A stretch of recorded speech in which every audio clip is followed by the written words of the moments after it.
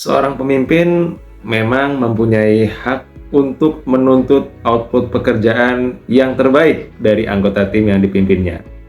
Namun, di sisi yang berbeda, mereka para pemimpin juga punya kewajiban untuk mengembangkan kapasitas anggota timnya. Yang ujung-ujungnya ketika kapasitasnya berkembang akan membantu mereka memudahkan pekerjaan-pekerjaannya, memudahkan tanggung jawab-tanggung-jawabnya, sehingga output pekerjaan yang diharapkan dapat terpenuhi. Bahkan tidak jarang melampaui ekspektasi atau lebih dari target yang ditetapkan.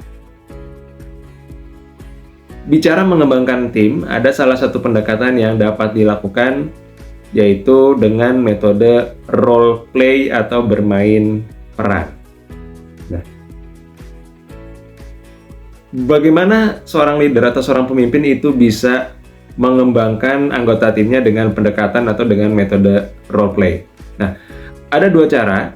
Yang pertama, jika kita sebagai seorang leader yang memang memiliki referensi dan pengalaman, kita bisa menciptakan sebuah studi kasus atau sebuah skenario terlebih dahulu yang nanti akan diperankan oleh anggota tim kita. Ya tentunya yang namanya bermain peran ini memang bukan kondisi yang real atau yang sesungguhnya. Karena selain anggota tim kita sebagai orang yang menjalankan pekerjaan, maka membutuhkan orang lain lagi, ya ini umumnya sesama tim yang akan menjalankan peran yang berbeda.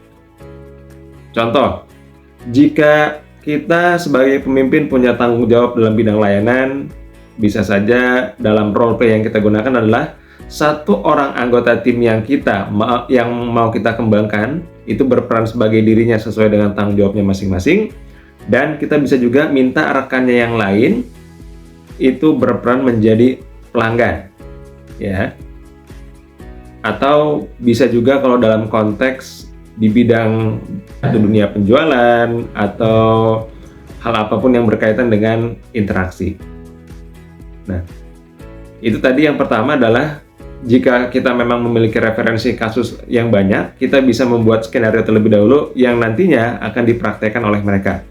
Atau yang kedua, jika kita sadar bahwa kita sudah lama tidak berperan sebagai seorang eksekutor, kita bisa bertanya kepada mereka terkait apa tantangan atau permasalahan yang sering dihadapi, apa kendala yang memang sering ditemui dalam mereka menjalankan pekerjaannya.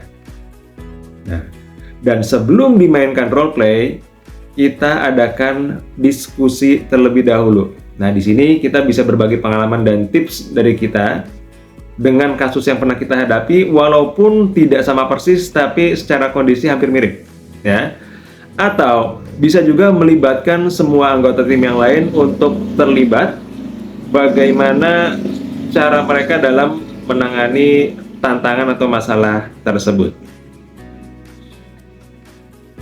Nah, jika sudah ditemukan polanya, jika sudah ditemukan cara penyelesaiannya, maka role play bisa dimainkan atau dijalankan. Ya.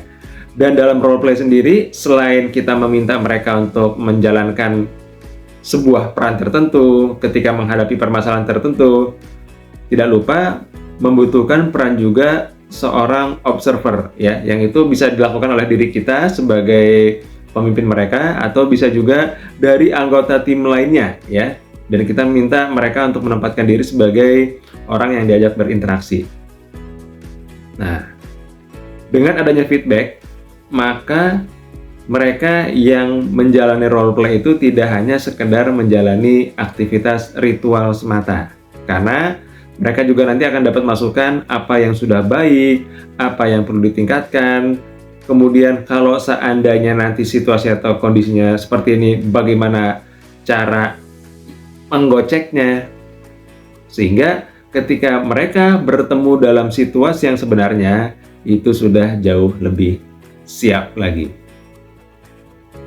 Maka role play bisa menjadi salah satu opsi atau alternatif bagi Anda, para leader, para pemimpin dalam upaya untuk mengembangkan anggota tim Anda.